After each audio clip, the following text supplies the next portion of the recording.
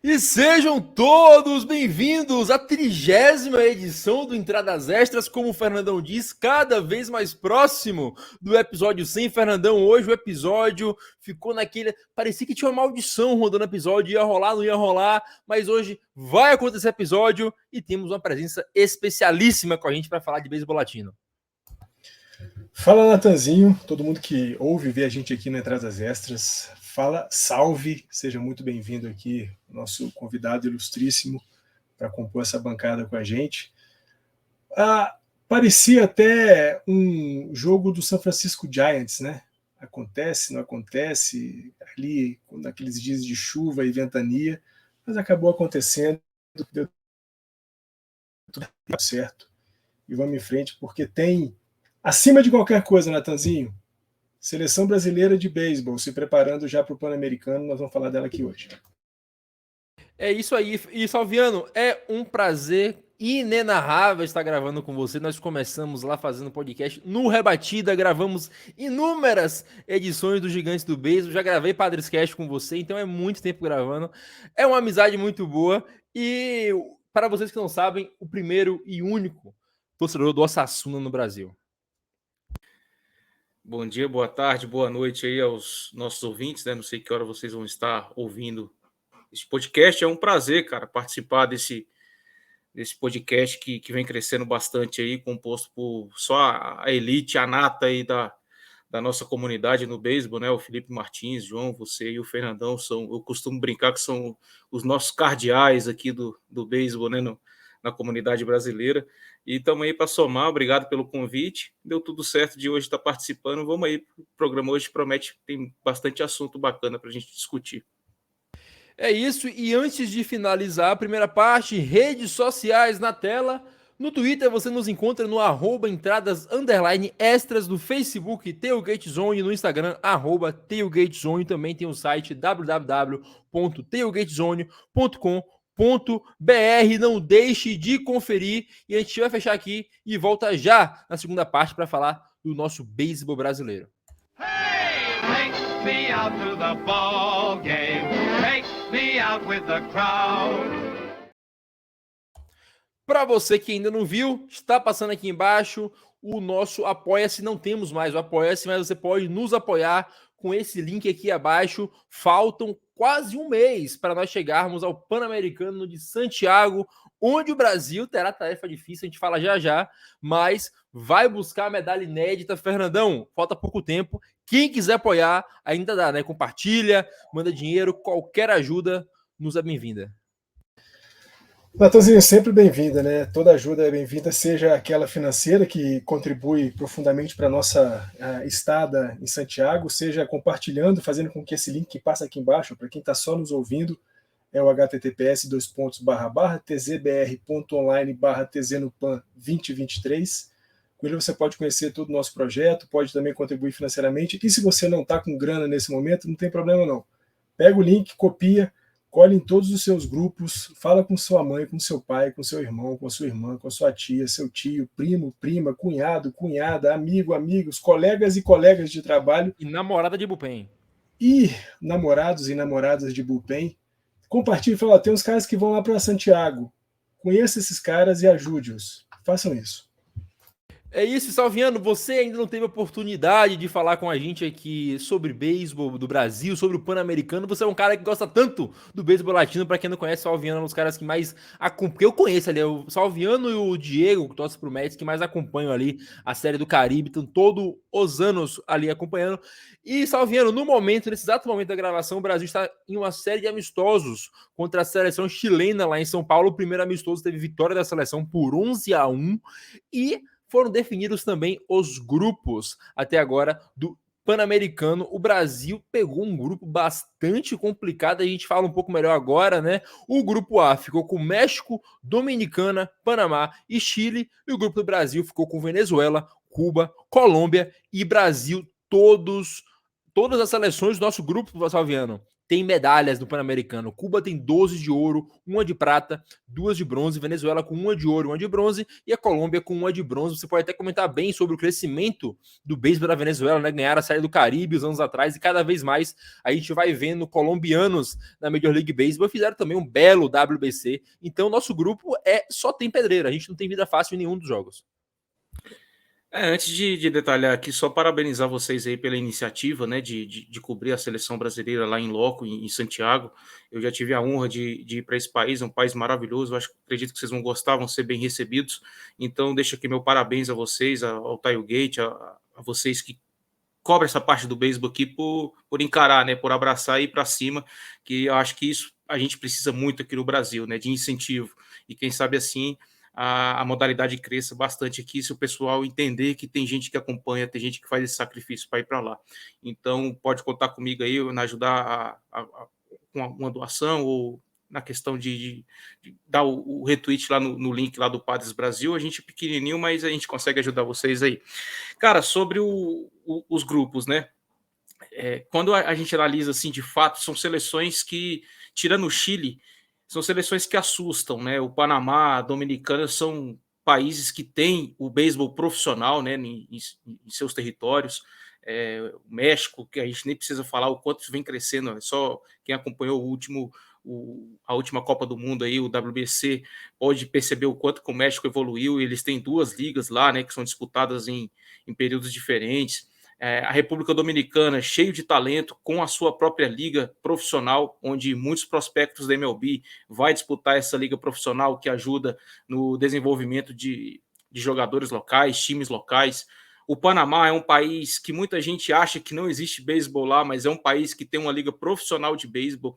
E quando a gente fala liga profissional, a gente está falando de estrutura, de organização, de planejamento, coisa que no Brasil a gente não tem. Aqui no Brasil a gente tem mais por incentivo de atletas, pessoas que gostam de fazer um campeonato aqui por região, depois tentar se unir para jogar contra. Mas tirando o Chile, né, os outros países todos têm ligas profissionais. Venezuela é o principal país aqui da América do Sul, né, quando a gente se fala de beisebol. A Colômbia é um país que vem crescendo muito ultimamente, é um país que decidiu investir nessa modalidade. Eles têm a sua liga local, liga muito forte, que inclusive teve time que chegou para a Série do Caribe para ser campeão e conseguiu ser campeão. Então a gente tem que abrir o olho, independente do grupo. O Brasil também ia sofrer no grupo A, né? Se caísse com o México, com o Dominicano e Panamá. Acho que o time mais frágil aí, entre aspas, seria o Chile. Mas resta também saber quem são os jogadores que vão disputar esse PAN, né? Não adianta ter a liga profissional, mas se os jogadores profissionais também não se colocarem à disposição das suas federações para irem disputar esse Pan-Americano que vai acontecer. Mas é um grupo muito difícil. Eu acho que os 2 grupos é bem parelho, mas o grupo do Brasil realmente está bem puxado, porque Cuba, Venezuela são países que têm estrelas na MLB, né? É isso, né, Fernando? O Salviano falou, a gente não sabe exatamente quais são os convocados, não saíram as listas ainda, mas sabemos que ao mesmo tempo que estiver acontecendo o Pan-Americano, vai acontecer a Liga de Inverno do México, tanto que o Renato provavelmente não deve integrar a seleção brasileira, né? Mas mesmo assim são países que têm talento de sobra, jogadores que ainda não chegaram nos níveis mais altos, mas ainda assim são bastante talentosos. A gente pode lembrar, como acho que foi o Felipe falou, foi você, que nos Pan-Americanos passados, a gente já teve Lance Lynn jogando, já teve Joey Kelly jogando pelos Estados Unidos. Então, certamente, dessas seleções, Venezuela, Cuba, México, Dominicana, tem gente que daqui a um tempo vai estar no nível alto do beisebol. Então, a gente corre por fora, mas não corre sem a esperança, né? A última que morre. Nós somos brasileiros, não desistimos nunca para conseguir essa medalha inédita, que a peleja começa já no grupo. Grupo bastante difícil, grupo da morte.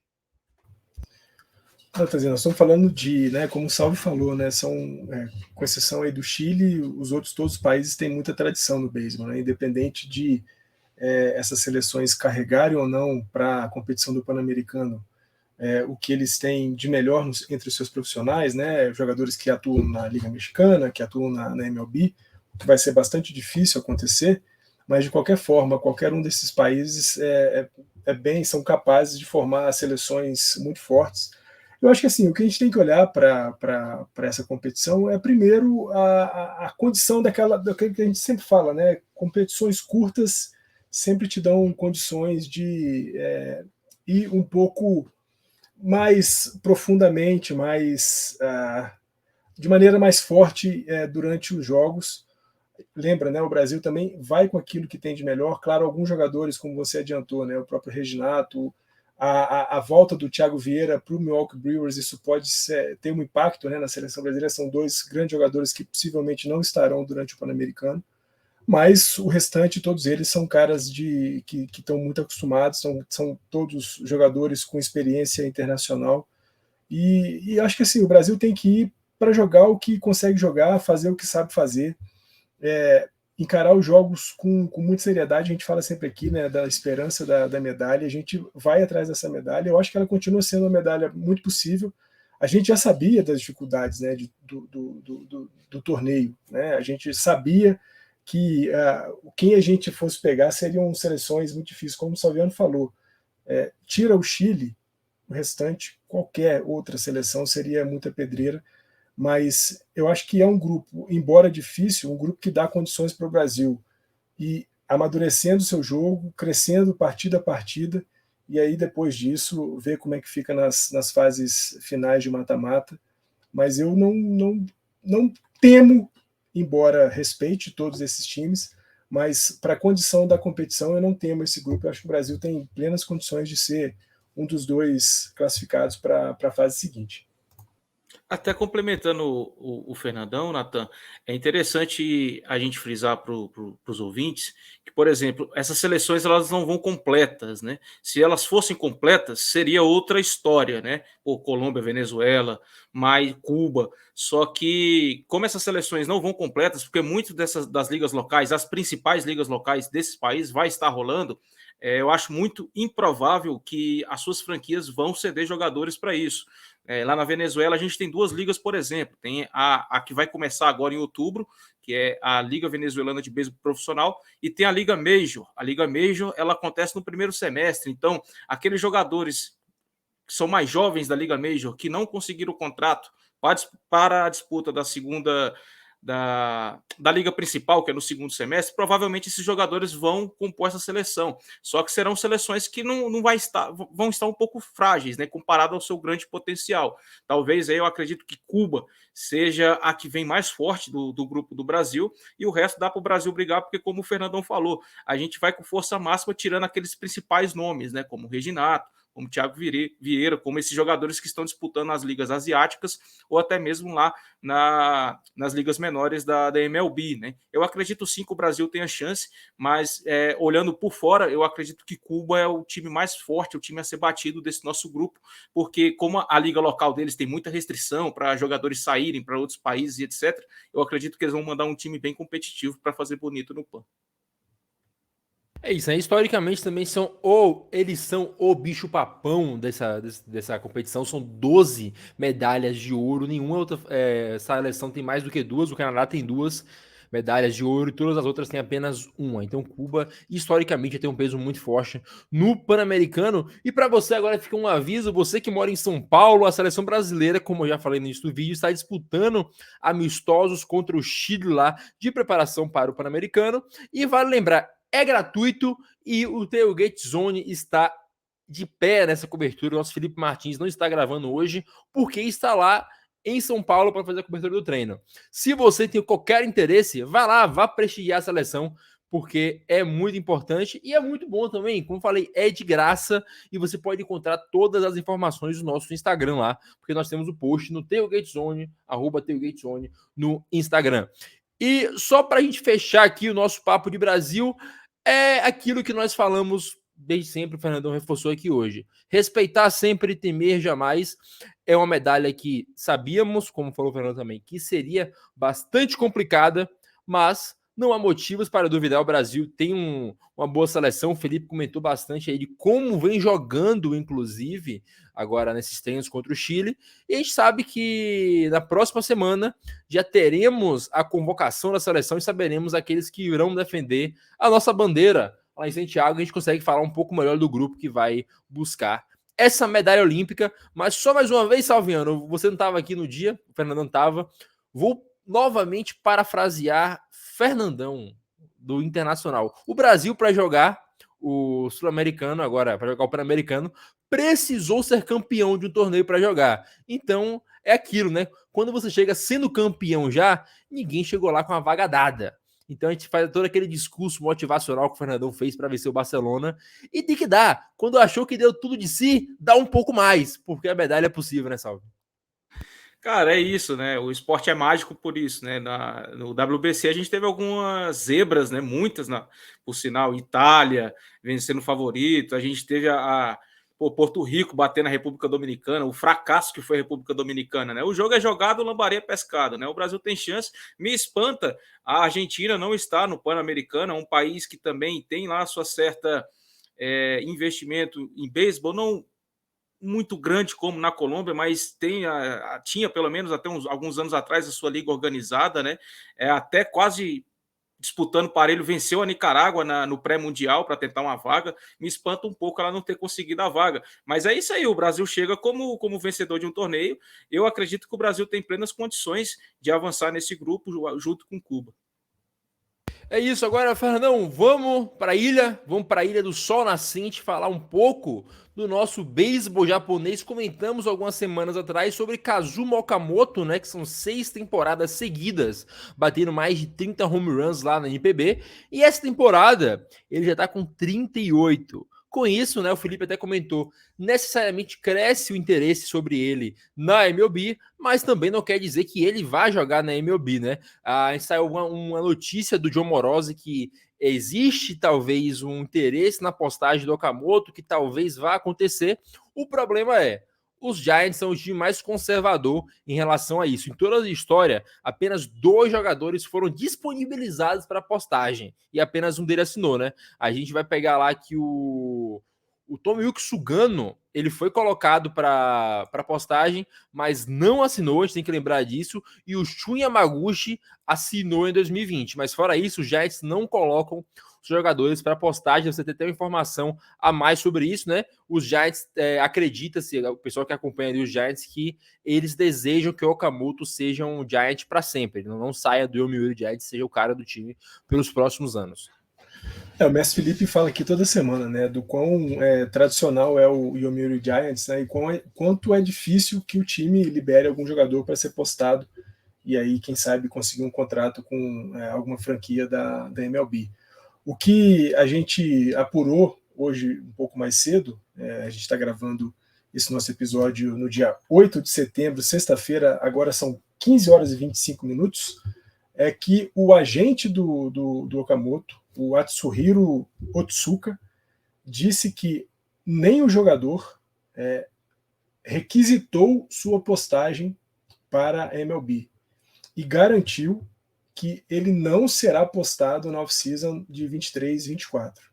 Então, continua ainda, né, essa história, essa tradição de o time do Yomiuri Giants não facilitar a saída de seus jogadores, ou não facilitar, né, Natanzinho, mas gostar de manter as suas estrelas, e o Okamoto é um primeira base estelar do time dos Giants, e querer que esse jogador siga sendo uma estrela, uma referência no time dos Giants. A gente fala sempre aqui, semanalmente, né, quando a gente conversa um pouco mais sobre MPB, sobre o quão é importante para jogadores japoneses serem reconhecidos pelo que eles conseguem fazer quando jogam pela seleção do seu país. E a gente sabe que quando algum jogador sai do Japão e vai jogar na MLB, dependendo das condições e da época de algumas competições que envolvam seleções, dificilmente esses caras podem atuar pela seleção japonesa. E a gente sempre fala aqui também, né, que é possível ser feliz em outros beisebol, em outras escolas de beisebol que não só a MLB, e os jogadores japoneses dão mostras aí, ano após ano, do quão felizes eles são seguindo, atuando nos times do seu país. Então, pelo menos, aquilo, né, Natanzinho? Negócio é negócio, uma hora você fala uma coisa, mas ali na frente você pode mudar. Mas o que o Atsuhiro Otsuka, que é o agente do Okamoto, garante é que o jogador não pediu a sua colocação, a sua postagem para MLB, e que, de fato, por isso ele não será postado nessa off-season da temporada do beisebol norte-americano. É isso, caso ele não seja postado, o Okamoto vira um agente livre internacional em 2026. Aí ele tem o direito de assinar com quem ele quiser. E Salviano, a gente comenta sempre aqui, o Felipe que gosta de reforçar bastante, que não necessariamente, exatamente o que o Fernando falou agora, o cara precisa sair do Japão para ser um jogador de beisebol realizado. Eu consigo até perceber, o WBC deixou isso bem claro, que o país que mais ama beisebol no mundo é o Japão. O Okamoto joga na maior franquia do Japão, a franquia que mais tem dinheiro. Então, para ter uma vida acima da média mundial, o Okamoto pode ficar lá e continuar ganhando seu dinheiro e ser o ídolo dos Giants que ele já é. O Yomiuri Giants hoje tem o Okamoto como principal jogador, apesar de ser o elenco mais caro de toda a NPB, ainda depende muito do Okamoto, então facilmente ele pode ficar e não necessariamente ir para os Estados Unidos para conseguir ser aquele jogador. Ele já deu título para o Japão, jogando bem, inclusive, no WBC, né? Então a gente fica nessa que todo insider americano tem aquele negócio, né? É tipo o Guto, para quem conhece o Guto lá, o Guto Erdinger, do Yancast, todo mundo vai pro Yankees. Todo mundo joga no Yankees, todo mundo joga no Yankees uma hora. E o insider americano tem isso, né? O cara não pode jogar bem na NPB por 2 semanas, que ele vai parar na Major League em um momento. Cara, quando a gente fala de beisebol japonês, beisebol coreano, né? A gente tem que enxergar a cultura deles, né?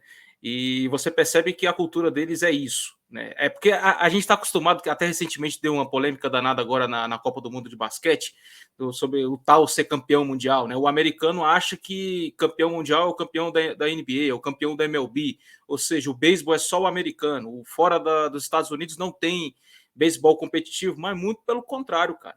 Lá no Japão, os caras conseguem ter a sua independência financeira, eles conseguem jogar em alto nível, e é o que o Fernando falou, eles conseguem ter o respeito do seu povo atuando ali. Muitos desses caras jogam ou pela região que você se formou, ou pelas suas famílias, porque você tem que respeitar o legado dos seus familiares. Isso é muito forte lá no asiático, né? Eu vejo muito mais cobrindo os prospects lá no show antes do show, a gente percebe que tem muito mais sul-coreano vindo como prospecto do que japonês, né? Então isso mostra um pouco como que se dá a NPB.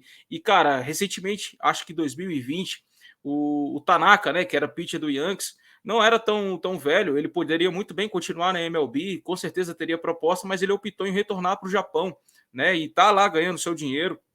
Então, a cultura do Ocidente enxerga que só os Estados Unidos, que só lá as coisas são boas, e não é por aí, né? Lá no Japão tem beisebol competitivo, você tem estrutura. Pô, só você olhar os ballparks de lá, são ballparks que cabem 55, 40 mil pessoas, que não deixa nada a desejar para ballpark lá dos Estados Unidos, cara. Então, assim, e a torcida comparece, viu? Não é que eles comparecem só quando o time tá bem, né? Ou, por exemplo, o time tá bem, mas a torcida não coloca 50% do estádio. A gente tá vendo aí na MLB muita polêmica em torno do Tampa Bay Rays, em torno do Miami Marlins, em torno do Oakland Athletics. Lá isso não acontece, a torcida comparece, eles gostam do esporte, eles estão lá pelo esporte, né? Então, o japonês, ele tem muito isso consigo, ele não precisa vir para a MLB para ele se provar, eu sou bom, eu consegui o sucesso fora, não. Se ele estiver bem lá, ele tem um respeito do seu povo e ele se sente bem. Eu acho que isso é uma virtude do povo asiático, né? Isso é uma coisa que eu, pelo menos, eu enalteço isso demais, porque eu admiro. O cara, tipo, não, peraí, depois a gente conversa sobre isso de MLB, eu tô bem aqui, eu sou respeitado, eu sou um ídolo do meu time, vamos com calma, né? Por aí, não é por aí, porque você me quer que eu tenho que ir, não, muito pelo contrário, sou eu que tenho que querer ir, tem que ser da forma que vocês falaram, ele pode se tornar free agent, e aí ele decide se vai ou não, ele pode também estar com medo de se queimar com o seu time, né? De perder o respeito, e, cara, a gente tá falando de uma cultura que o respeito para eles, isso vale demais, né? Então ele tá certíssimo em ficar na temporada, ou então se vai renovar, para buscar mais dinheiro, mas eu acredito que ele está certo na opinião dele, ele não precisa vir para a MLB para se provar por nada, até porque o campeão mundial de beisebol foi o Japão. É isso. E Natanzinho, só fazer um adendo rapidamente, né? O Guto agora com o seu Yankees tem um concorrente à altura, né? Natanzinho. Agora todo jogador que existe no mundo que se destaca vai para os Giants. Então era só isso. Claro. É verdade. A diferença é que eu faço brincando, o Guto acredita. Velho, só pra finalizar aqui, eu falei uma vez, eu vou repetir, não existe, isso é minha opinião, claro, você pode discordar à vontade, um único país no mundo que ame um esporte mais do que o Japão ama o beisebol. É surreal o que os caras fazem. WBC lotado, Koshien, ainda vai sair o meu texto sobre isso. É uma coisa que é surreal, é a maior honra que um jovem pode ter é vencer o Koshien, uma coisa que é lembrada por todas as gerações da família do cara que venceu isso. Jogar na NPB também. Então, o beisebol, os caras, está num patamar que eu acho, novamente, minha opinião, que nem o futebol está aqui no Brasil. Para mim, é incomparável o que os caras gostam do tal do beisebol. É muito bom. Tenho várias ressalvas com o Japão, inclusive vou bater no Japão no próximo bloco. Mas agora, antes da gente fazer isso tudo, Roki Sasaki, Fernandão, a gente comentou também um tempo atrás, né? Ele se machucou, provavelmente não voltaria essa temporada. Liderava por muito strikeouts na liga, estava jogando muito bem, sensação, e tinha aquela rivalidade ali com o Yoshinobu Yamamoto, né? E nas últimas semanas houve um otimismo em relação à memória dele. E agora, a melhora, no caso, né?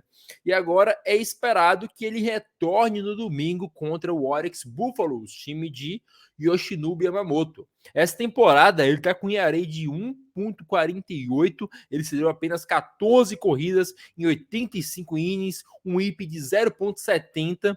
E é bizarro, né? A gente até comentava um tempo atrás. Para você ter noção, o IP é a quantidade de jogador que o cara bota em base por entrada. E na MLB, essa temporada, a gente não tem ninguém abaixo de 1. O Sasaki bota menos de um jogador por entrada em base. O Sasaki é um jogador sensacional. O Lotte Marine certamente vai ter cuidado agora nesses últimos 3 ou 4 starts do Sasaki, né?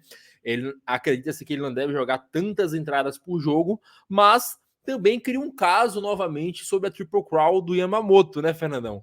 O Sasaki, mesmo machucado, continuou à frente dele em strikeouts por muito tempo. Agora ele tem 130, o Yamamoto tem 137 e é muito bom pro beisebol que o Sasaki volte. Eu fico com receio, é claro, de que talvez tenha sido apressado para o que o Marines vai jogar os playoffs, para ele voltar e tentar um título, mas ainda assim, se voltar, voltou com cuidado, voltou bem. É muito bom pro beisebol ter Roki Sasaki de volta, futura linha dos Giants. Olha aí, ó, tá vendo? Natanzinho confirmando o que eu falei minutos atrás. Pô, não, assim, é espetacular pensar que o Sasaki pode voltar em 2023. Tomara que ele esteja voltando em condições 100%, né? Que não tenha esteja nada sendo antecipado para, às vezes, até colocar em risco a saúde e a integridade dele para a temporada futura. A gente comentava, né, Tanzinho, um pouquinho antes da gente começar a gravação, que quem não está gostando nada disso é o Yamamoto, né? Porque mesmo que o Sasaki faça, por exemplo, 5 entradas em cada um dos seus próximos 3 starts, ele é capaz de, nessas 15 entradas que ele vai arremessar, produzir aí alguma coisa na casa de uns 30 strikeouts sem muito problema, o que já deixaria o Yamamoto numa condição bem complicada. Mas deixando de lado, né, a premiação, né, e a história que o Yamamoto quer fazer, né, com 3 Triple Crowns, com essa Triple Crown e 3 consecutivas, né, independente de qualquer coisa, é muito bom saber que o Sasaki pode voltar e a gente vai poder ver o Sasaki ainda arremessando em 2023.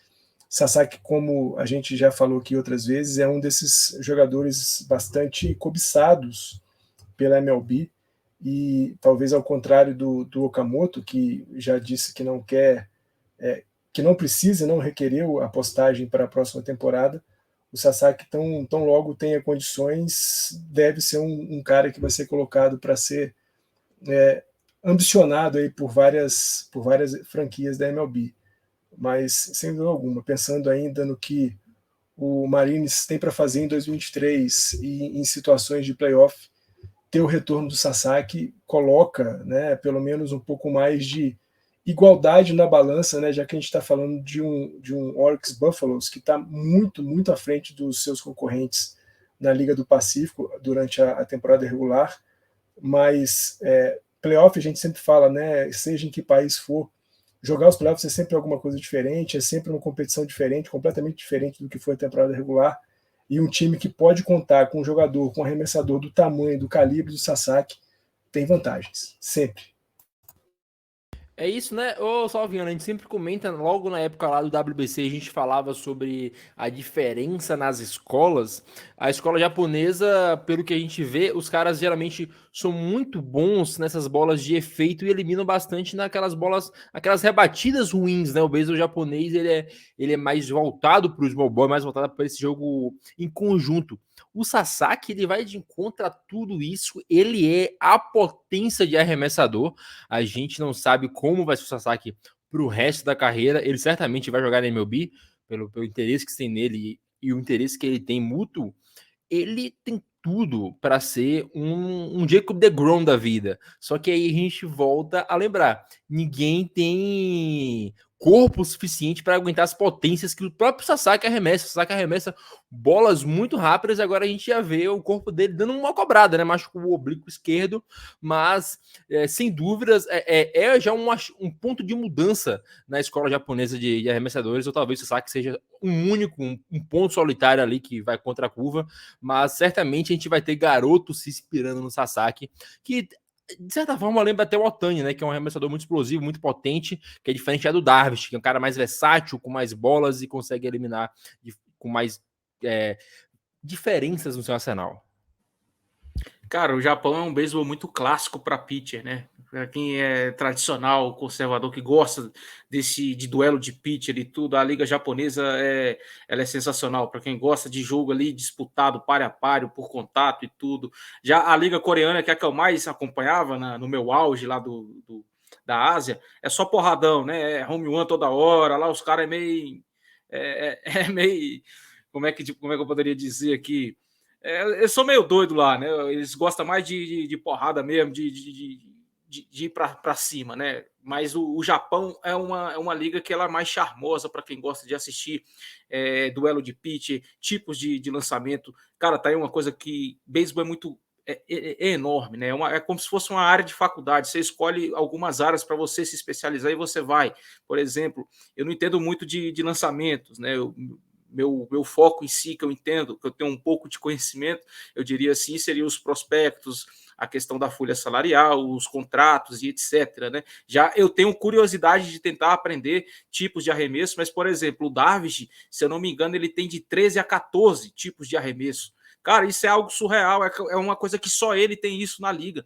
E isso mostra como que é a cultura do japonês. Então, talvez o interessante para o japonês é, cara, eu vou tentar ir para a MLB para eu tentar provar que, pô, eu sou top. Os meus arremessos são top. Eu venci os japoneses aqui que tem o seu estilo de jogo e eu vou para lá para mostrar para eles também e para mostrar para o povo daqui que eu sou o cara no lançamento. Então, talvez o cara pode ter isso dentro dele, né? Mas isso vai muito da questão se o cara ele precisa se provar ou não. Mas o beisebol japonês, para quem tem interesse aí, galera, eu e o Natan, a gente está assinando o Chronicle e lá tem diversos animes, né, que aborda o beisebol. Tem o Major, tem o Damon, Ice of Demon, e eu assistindo esses animes, eu aprendi muito sobre beisebol, porque quando eu cheguei no beisebol, eu não valorizava tanto o catcher, e qualquer torcedor que não acompanha o beisebol japonês, ou que não entende direito cada posição, ele vai desconsiderar o catcher.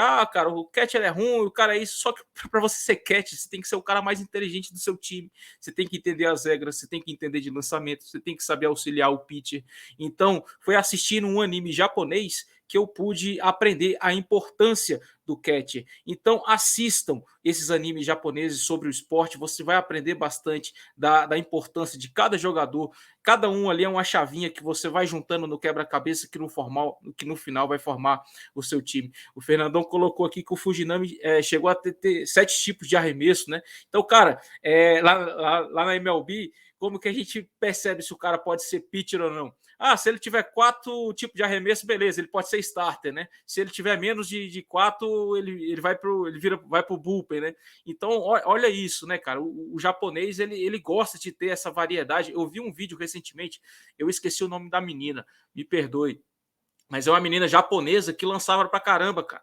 E ela arremessando contra os garotos ali da sua idade e a menina detonando. O arremesso dela era lindo.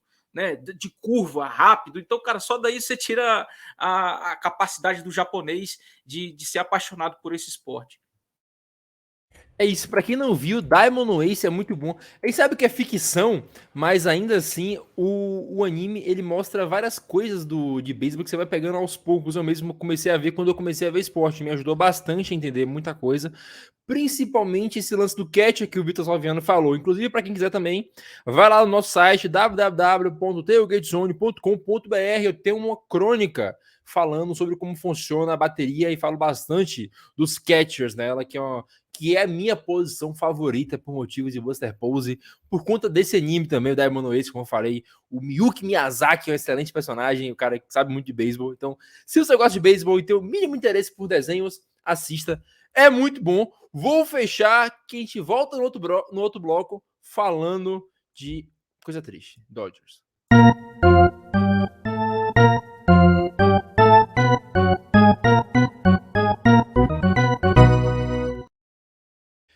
Fernandão, agora novamente, né, a gente estava menos de um mês atrás falando aqui de Wander Franco e diferente do que eu falei de Wander Franco da última vez, que apesar de tudo indicar que seja verdade, a gente ainda não pode cravar nada.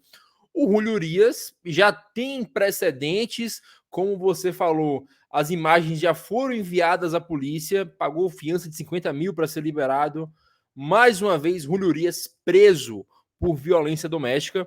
A gente sempre comentou que isso já tinha acontecido com outros jogadores, e inclusive quando falamos do Wander Franco, citamos o caso do Urias, e agora ele volta a fazer a mesma coisa. O Dodgers já colocou o Urias em licença administrativa indefinida, ele é free agent na próxima temporada.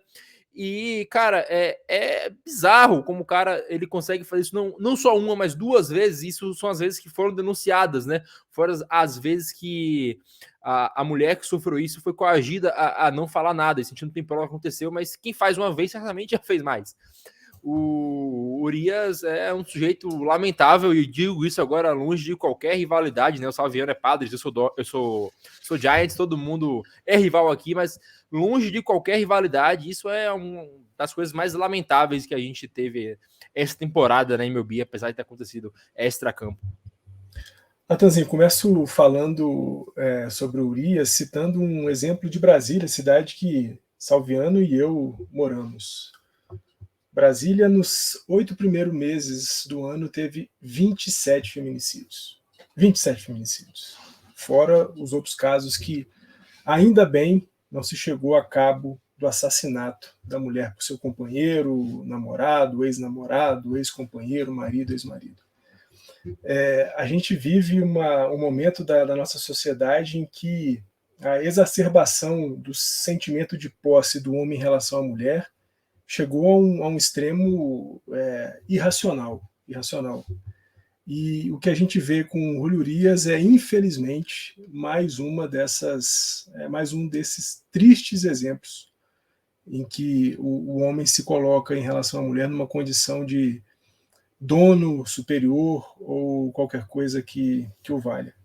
Como você disse, né, Natanzinho, em 2019 o Urias já havia sido acusado de violência doméstica. A essa época ele também foi colocado na licença administrativa, passou 20 jogos, depois pegou 20 jogos de suspensão, frequentou um programa de reabilitação para pessoas que cometeram esse tipo de crime, né? Eram 52 semanas, 32 semanas de curso de um programa de reabilitação, ele frequentou, mas no domingo passado, durante a saída do estádio do Los Angeles Galaxy, Los Angeles é um dos times de Los Angeles de futebol, o Urias bateu na namorada dele, a Daisy Pérez, foi levado para a delegacia, pagou a fiança no valor de $50 mil, foi liberado. Dias depois, na terça-feira, na quarta-feira, Urias foi colocado na licença administrativa novamente, e na manhã da sexta-feira, acompanhando o Jeff Passan, ele anunciou que a polícia de Los Angeles já tem as imagens do que aconteceu no estádio de futebol, o que já era muito complicado, né, para o Urias, no sentido de que a reincidência, né, já traria algumas outras complicações para ele. Agora, com imagens, a gente sai ainda mais do campo da punição esportiva, da suspensão de jogos, do pagamento de algum tipo de multa, do não recebimento de parte do salário durante esse período de suspensão, mas entramos, de fato, na parte jurídico-criminalista do negócio, e aí o Urias agora corre o risco, inclusive, de ser preso, e de fato, o que deve acontecer com uma pessoa que comete esse tipo de crime. Falando esportivamente, né, Natanzinho, o Urias está no seu último ano de contrato com os Los Angeles Dodgers, não faz uma boa temporada, longe disso, né, pensando num arremessador que nas últimas 3 temporadas foi um dos melhores de toda a MLB. Na temporada passada ficou em 3º lugar na votação de Cy Young da Liga Nacional, mas em 2023 não vinha fazendo uma boa temporada, faltando solidez, faltando velocidade no seu arremesso, faltando localização no arremesso, e agora, com tudo isso, com perspectivas bastante negativas para o futuro, os Dodgers já não haviam mostrado interesse numa renovação, numa extensão de contrato com o Julio Urias, seja por conta de desempenho, seja por conta de comportamento, seja mesmo pela dificuldade de negociação com o Scott Boras, né, que é o agente do Julio Urias. Agora, não só os Dodgers já não olham mais para o Urias como um jogador do seu elenco para o futuro, como também a própria MLB e todas as franquias que compõem a MLB olham para o Urias também como um jogador que possivelmente em 2024, se é que não fará parte de nenhum time, se fizer, o fará só em fase mais avançada da temporada regular. De qualquer forma, o que a gente destaca, e destaca infelizmente negativamente, é mais um caso de violência do homem contra a mulher, é mais um caso de violência doméstica e é mais um caso de violência doméstica envolvendo um atleta, seja de qualquer esporte, mas é lamentável que a gente ainda conviva com esse tipo de coisa, e o que a gente espera é que a punição seja sempre severa e veemente, porque é só assim que a gente consegue coibir essa mazela, esse absurdo que é a violência do homem contra a mulher. E, Salviano, a gente lamentavelmente viu, após todo esse caso do Urias, que ele esteve nas trending topics do Japão. Por qual motivo? Porque o Bauer abriu um precedente, né? O Japão, a gente infelizmente sabe que é um país abertamente não, mas é um país com várias tendências à misoginia, ao machismo, à xenofobia e outras coisas que não vem ao caso agora, mas é triste, né? Como um jogador que faça esse tipo de coisa já seja abertamente cogitado de ir para a NPB em sequência. O Felipe comentou também que como é o nome dele? O Wander Franco, logo após o escândalo, estavam fazendo piada já que era o mais novo reforço da NPB. Então, fora todo esse problema que a gente vê que acontece por conta desse caso lamentável do Urias, a gente vê outro caso lamentável que a gente falou tão bem do Japão no primeiro bloco, agora a gente volta a falar mal, porque a gente sabe que, querendo ou não, para um cara que faz isso nos Estados Unidos, se ele não for preso e quiser continuar jogando, talvez o NPB realmente seja o caminho para ele, porque a sociedade japonesa, ela tem mais, ela é machista, a gente não pode negar isso, não que a sociedade americana não seja, mas a sociedade japonesa chega a ser um nível um pouco mais problemático. É cultural, né? Por exemplo, eu gosto bastante quem me conhece sabe que eu sou fã da Rússia, da história do povo da Rússia, tradição, a cultura. E lá na Rússia, alguns anos atrás, eles fizeram uma alteração na Lei Maria da Penha deles, onde o cara ele pode dar uma surra na mulher 2 vezes no ano. A partir da 3ª vez é que ele vai ser processado, que ele vai ser julgado e etc. Né? Então você percebe que isso é cultural. Só que nos Estados Unidos você percebe que, por mais que existam machistas e existam seus problemas, Mas para o povo, para o público, o que é o certo, você tem que punir. Né? É inadmissível, que nem o Fernando comentou, que a gente tenha esse tipo de coisa ainda em 2023, cara. Né? Que a gente está brigando por isso, né? De questão de que aqui no Brasil teve a cultura de que quantas cestas básicas você pegou? Porque antigamente o cara aqui no Brasil era condenado por cesta básica, ou seja, ele tinha que doar uma cesta básica para alguma instituição de caridade e o cara ficava fazendo piada com um negócio desse. Isso não faz muito tempo, não, viu? Então, assim, eu acho isso o esgoto do ser humano. Né? O cara chegar ao ponto de achar que essa mulher é minha, eu faço com ela o que eu quero. Não é assim, cara. Não é por aí. Né? E antes de tudo, como o Natan falou, de deixar bem claro aqui a questão da rivalidade, eu vi que nas redes sociais tem gente que acaba se perdendo com isso, a gente tem que tomar cuidado com isso. A franquia não tem nada a ver com um negócio desse, tá? Então a gente tem que eximir a franquia Dodgers da pessoa Júlio Urias. Ele é um funcionário daquele time. E ponto. Né? Simples assim. Teve o caso lá atrás. Eu também não sou dos caras que acham que porque o cara cometeu um erro aqui, acaba com o cara, pô. Sendo que a única profissão do cara é isso, né? Só que, pô, o Júlio Urias é a segunda vez, meu amigo. O cara teve a primeira, porra, vai lá, faz o curso, você vai ser processado, vai ser isso, vai ser aquilo. Vamos lá, eu tô te dando uma oportunidade para você melhorar. E ele não melhorou, né? Tá claro. O Trevor Bauer, ele foi inocentado lá na Justiça dos Estados Unidos por falta de provas. Tá? Então a gente fica nessa, cara, será que realmente aconteceu? Será que foi um golpe? Né? Só que, cara, o Trevor Bauer, ele pode se alegar que na justiça ele foi inocentado. E se a justiça inocentou, nós temos que respeitar a decisão da justiça. Agora, no caso do Urias, foi a segunda vez, cara. E eu fico me perguntando como é que o cidadão pode ser tão burro ao ponto dele nem sequer pensar na carreira dele. Independente, o cara pode ser machista, pode ser escroto, ele pode ser o que for, mas dele pensar na carreira dele. Ele teve uma baita temporada, ele vem de uma baita temporada do ano passado, que eu lembro muito bem, que ele beirando aquele de chegar nas 20 wins na temporada, né? Ele vinha jogando bastante. Essa temporada e jogando com qualidade. Essa temporada o Fernando mencionou que ele não tá tão bem, ele vai se tornar free agent, se era a oportunidade dele fazer o contrato da vida dele. Porra, e como é que o cara não pensa num negócio desse? Cara, tipo assim, se eu fazer uma merda aqui, eu vou estar me prejudicando, né? Eu vou estar prejudicando o meu futuro, eu vou estar prejudicando a minha carreira. Isso eu tratando ele como um boçal, em vez que o certo seria, não, deixa eu me colocar no lugar da minha esposa, no lugar da minha namorada. Será que eu gostaria que fizesse isso comigo? Será que eu gostaria que fizesse isso com a minha mãe, com a minha filha? Só que não, eu estou tratando ele como um lixo. Então ele teria que ter pensado, no mínimo, na carreira dele. E ele não pensou. E como já é a segunda vez, agora, velho, é facão.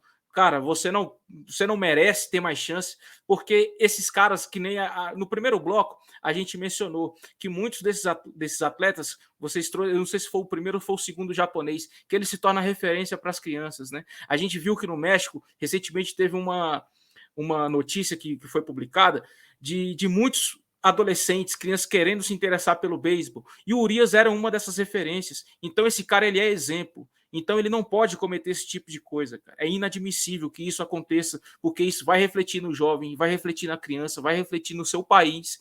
Então, cara, tem que punir de forma exemplar, nem que, cara, seja preso. A gente teve o caso do Felipe Vasquez umas temporadas atrás, do pitcher do Pirates. O cara tava tendo encontro com criança de 12 anos, pô. Então, assim, isso tem que ser punido exemplarmente para evitar que isso aconteça no futuro, né? Então, cara, eu até fico um pouco estressado e me perco com as palavras, falo alguns palavrões, me desculpa vocês aí, mas é porque isso é revoltante, porque, que nem o Fernando falou, aqui em Brasília esse ano, cara, tava pipocando, quase que todo dia era notícia no DFTV, notícia, e parece que é só aumentando, parece que as coisas não mudam, né? Então tem que ter a mudança, agora falando aqui do Brasil, tem que ter a mudança da lei e tem que se fazer cumprir a lei. Lá nos Estados Unidos a gente sabe que lá a lei funciona, então que se faça cumprir a lei, que ele pague, independente dele ser jogador de beisebol ou não, mas ele tem que pagar e vida que segue, porque não, é inadmissível que esse tipo de coisa ainda aconteça nos tempos de hoje.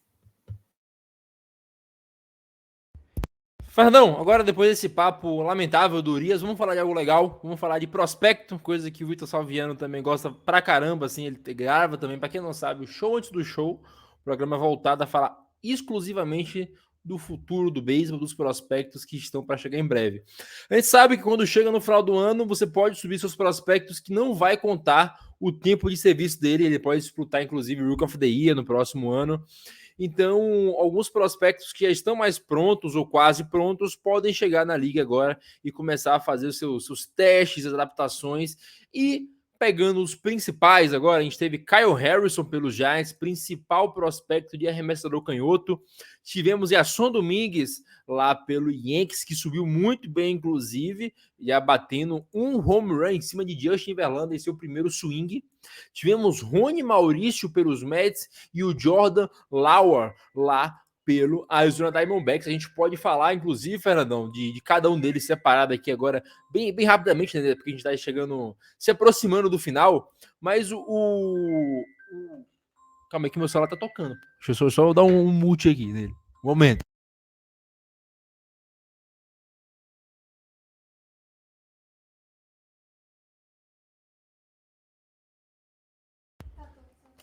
E agora, cara, perdão aos nossos queridos ouvintes se isso não será cortado.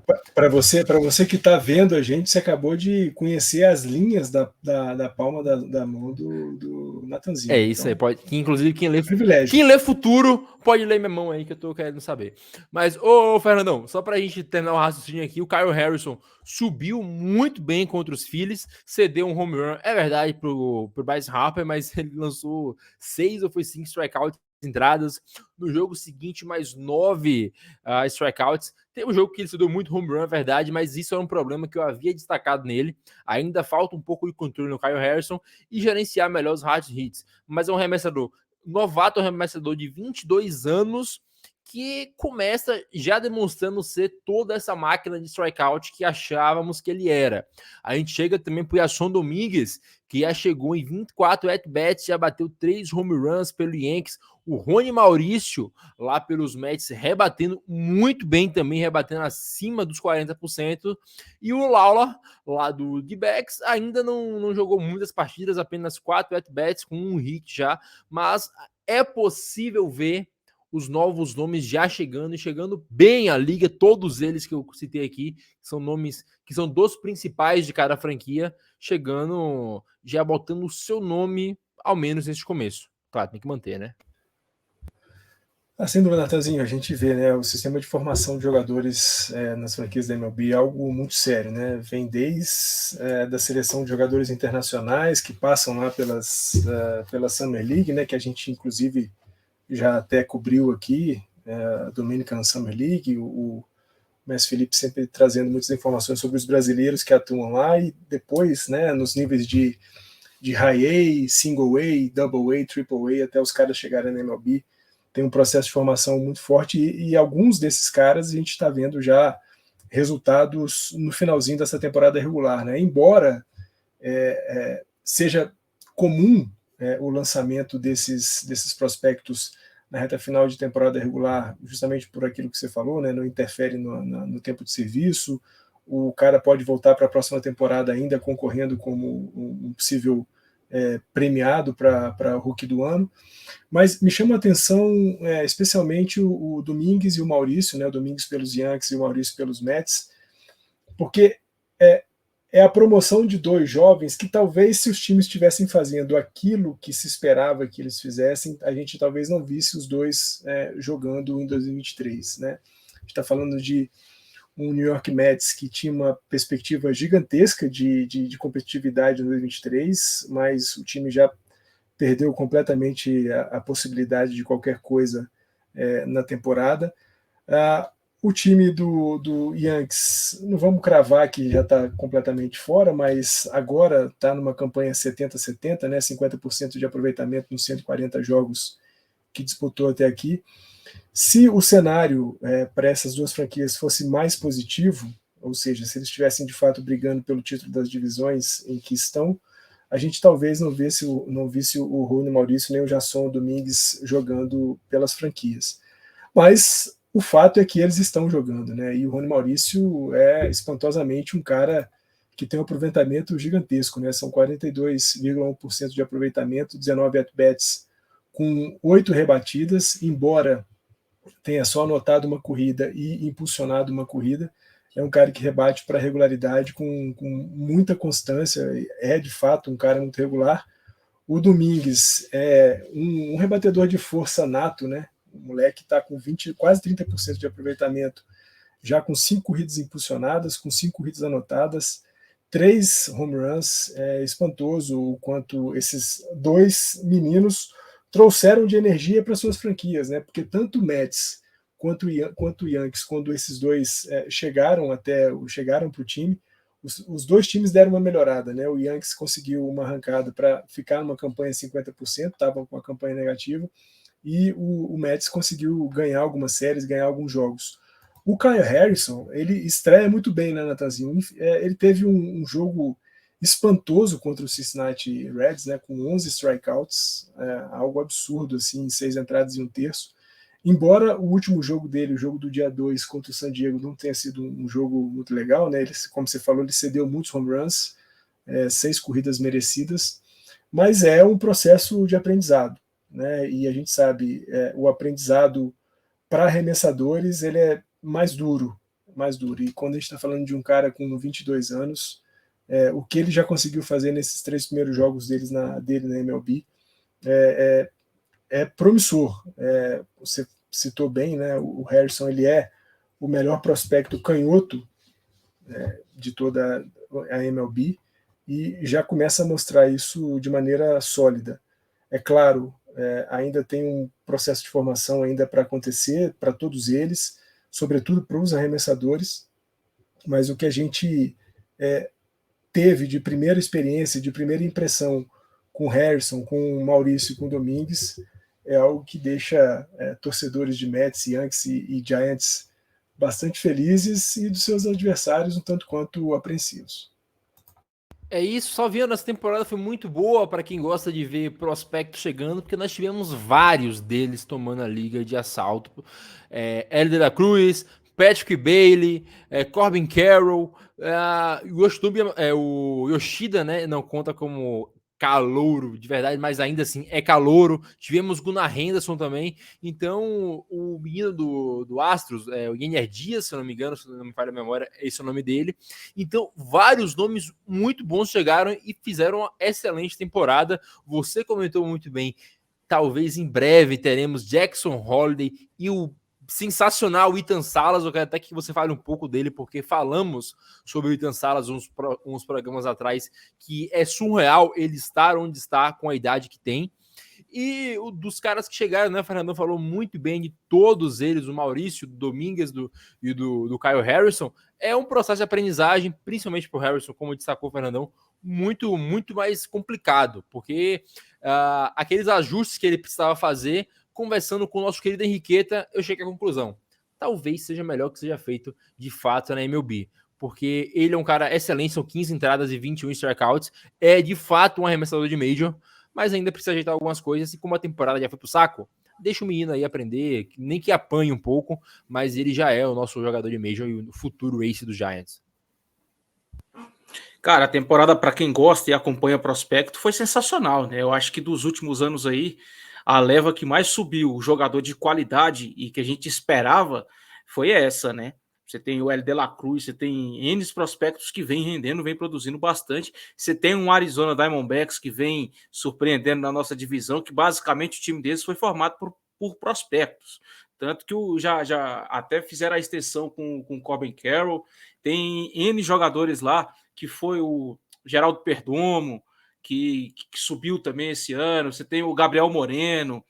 O time do D-backs foi basicamente feito, trabalhado em cima dos seus prospectos. E a gente já vinha elogiando isso há muito tempo, de que eles estavam fazendo bons drafts, estavam melhorando o seu farm system, só que farm system funciona para dois tipos de negócios, né? Você tem o seu farm system o Farm System, que você pode utilizar para fazer negócios, que é o que o Dodgers mais faz. Você percebe que o Dodgers ele é um time que ele tem dinheiro, ele tem recurso financeiro e ele tem um bom Farm System. Então ele utiliza os seus jovens prospectos para fazer trocas. Tanto que ano passado os caras trouxeram o Trea Turner, trouxeram o Scherzer, e é um time ativo nisso. E assim como o time também pode usar o seu Farm System para ter paciência, esperar, fazer um rebuild completo e assim promover os jogadores para as suas equipes. Eu te falo que eu já fui torcedor do futuro que nunca chega, né? Eu acompanhei os Padres aí por uma quantidade de ano razoável, que era o time do futuro, tinha prospecto, tinha isso, tinha aquilo, e, cara, eu vou te falar que eu não sei te dizer qual que é a receita certa, se é utilizar para fazer troca, se é utilizar para subir, eu acho que tudo depende do que você quer, do que o dono da franquia exige, se ele quer para agora, se ele exige paciência ou não. A gente tem que lembrar que a gente está falando de garotos, então tem um exemplo do Harrison aí, que já sofre por conta da posição, então ele vai oscilar, viu? Deixar isso bem claro. A gente tem um exemplo dentro do Padres que foi trocado recentemente, o Ryan Withers. O Fernandão deve conhecer ele, porque a torcida do Dodgers odiava ele. É um canhotinho, um gordinho que jogava muito. Só que o primeiro ano dele, ele jogou bastante. O segundo ano dele, ele explodiu, os números dele foi para cima. E isso é normal quando se trata de um jovem. No primeiro ano, ninguém conhecia, ninguém tinha rebatido contra ele. No segundo ano, já conhecia como que era o seu estilo, como que ele jogava. Então, tenha paciência. Ele agora foi trocado para o Miami Marlins. Então, não é porque o jogador está numa fase ruim que ele vai ser isso para o resto da vida. Não, tenha paciência com o jovem do seu time, deixa o departamento lá dos jovens de prospectos, de scout, trabalhar com ele, que assim você dá a chance, dá a oportunidade para o garoto. E é como o Nathan falou, se é para aprender, deixa ele aprender na MLB, né? Se ele já tem condição de estar disputando uma partida de MLB. A gente tem o Mackenzie Gore, que o padre subiu temporada passada, teve uma boa temporada, está lá no Washington Nationals jogando bem, foi na troca do Soto. Tem o CJ Abrams que está lá. Você tem o Detroit Tigers que está tentando montar o seu time em cima de prospectos, junto com o Spencer Torkelson, junto com o Ryan Green, que é um outfielder que, cara, fiquem de olho nesse cara, que ele é bem talentoso. Então, foi um ano que a gente gosta de trabalhar com esse prospecto, com o jovem, a gente sai bastante satisfeito, né? Olhando para o futuro, tem alguns nomes que vale a pena a gente mencionar, como o do próprio Jackson Holliday, né? Esse garoto, ele tem 19 anos, ele foi draftado, se eu não me engano, foi essa temporada ou foi na temporada passada? Agora acho que foi temporada passada. Me fugiu aqui, já eu trago essa informação para vocês. Só que esse ano, em 2023, ele subiu os 4 níveis das ligas menores. Em um ano, ele subiu 4 níveis.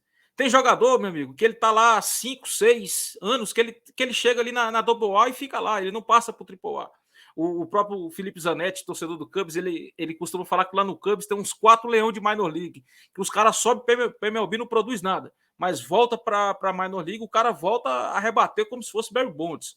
Então, não é necessariamente porque o cara tá bem na Minor League que ele vai subir para MLB que ele vai ser bem. Eu tenho o exemplo do Joey Bart, que a gente gosta de brincar, né, Nathan? Que era para ser o substituto do Puzzle. Então, vamos ter calma quando se trata de prospecto. Tem o Jackson Holliday, que subiu 4 níveis em uma temporada. Tem o Ethan Salas, do Padres, que é catcher, que é novo. Acho que ele está com 17, vai fazer 18 anos. E ele já avançou 3 níveis nesse ano. E ele assinou esse ano. Provavelmente, ano que vem, ele deve estar subindo.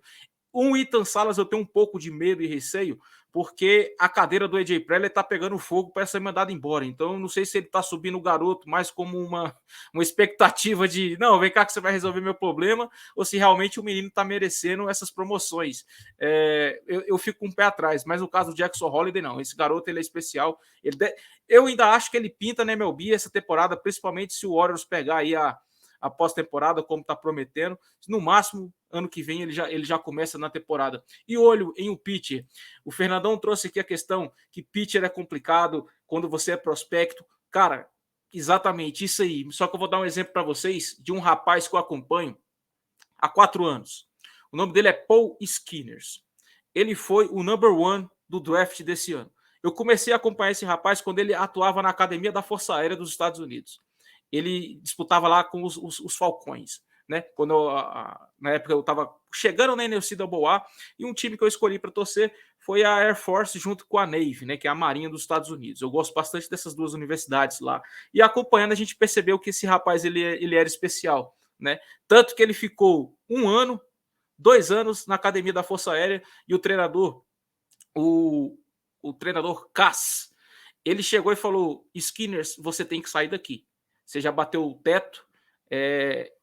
Ou você escolhe se você quer ser militar, ou você escolhe se você quer ser jogador de beisebol. Ele refletiu, ele tirou um tempo para pensar, e ele escolheu ser jogador de beisebol. Ele foi para a LSU, foram campeões esse ano lá em Omaha, e ele jogando fino, né? Então ele foi draftado, ele já está na AA, para vocês terem ideia, né? A gente está falando de um cara que foi draftado nesse ano, que é pitcher, então obviamente tem um cuidado a se tornar, e ele já está na AA. Eu não dou nada que ano que vem ele vai estar lá em Pittsburgh fazendo, quem sabe aí, o arremesso inicial no Opening Day. Eu não duvido nada disso. Então, cara, olho em Paul Skinners, olho em Dylan Cruz, Jackson Holliday, Ethan Salas, o Jackson Chouriou do Milwaukee Brewers, porque ano que vem tem tudo para esses caras chegarem na MLB e chegar jogando bem, né? Esperando aquilo que a gente, entregando aquilo que se espera deles.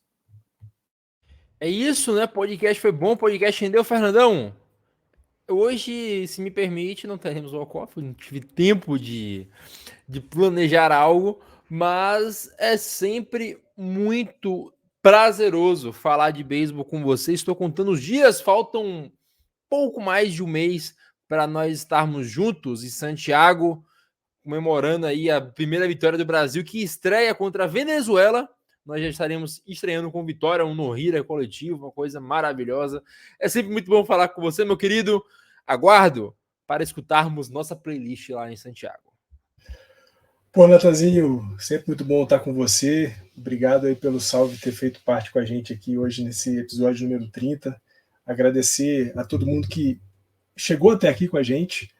Sigam nos acompanhando, reforçamos aqui, né, a importância de que você nos ajude, seja compartilhando o nosso link que está passando aqui embaixo, tzbr.online/tz no plano 2023, seja, se você puder, contribuindo financeiramente com a gente. Nós estaremos lá em Santiago para cobrir a nossa seleção brasileira de beisebol. Nós cobriremos a medalha inédita, porque, como a gente sempre fala aqui, semana após semana, onde tiver uma bolinha dessa aqui voando, lá nós estaremos. É isso, e Salviano, meu querido, você sabe que é sempre muito bom falar com você, adoro, inclusive vamos marcar e gravar um gigante do beisebol lá, eu, você, Henrique e Vitor, para xingar o Profá, para fazer umas coisas engraçadas. Muito bom falar com você, queria falar inclusive que em breve, em pouco tempo, teremos um grupo do Entradas Extras no WhatsApp para a gente conversar sobre Venezuela, Caribe, Japão, MLB, o que é que seja, a gente fala com vocês, é muito bom sempre. Salviano, um prazer falar com você, meu querido. Bela camisa sua do Neymar aí. Ah, cretino, pilantra. Obrigado, Natan. Cara, valeu, Fernandão. É sempre uma honra disputar, dividir o espaço aqui com vocês, né? Eu aprendo bastante ouvindo outras histórias, aprendendo sobre o que vocês têm a transmitir, né? O programa é muito bom, a equipe é muito boa. Parabéns mais uma vez pelo projeto, tanto do podcast quanto de ir em loco lá no PAN para cobrir a nossa seleção. Só tenho que agradecer a vocês e bota para correr esse projeto do grupo aí, Natan. Faz falta um grupo de qualidade para a gente debater, para a gente trocar uma ideia, para a gente conhecer outras pessoas, outras histórias, né? Eu acho que isso que é legal, o contato social, conhecer a história de cada um, o motivo do que você torce para o seu time, por que você gosta. E o beisebol ele é mágico por isso, né? O beisebol ele rende muita amizade extra o esporte, né? E isso é sensacional, porque a gente sabe que gostar de beisebol já é um pouco raro, né? É o esporte que te pega. Então é só pessoas especiais que tem, né? Então é muito bom fazer parte aqui desse podcast, de ter sido convidado. Fico à espera do convite do Gigante, Natan, com aquela condição que você sabe do Vitão, que daquele programa que a gente participou, que ele passou, parecia uma caipora, Fernando, ele passou o podcast todo fumando. Então deixa essa condição para participar, porque aquele dia foi hilário. E é isso aí, né? Temporada perdida para o meu time. Vamos aguardando aí 2024 para ver o que acontece, porque esse ano foi só decepção. Um abraço a todos aí. É isso, queridos. Um abraço, um beijo. Nos vemos na próxima semana. Compartilhe o podcast e nos ajude sempre como puder. Manda mensagem, interage com a gente. Nos vemos em breve no Chile. Um beijo, um abraço. Tchau.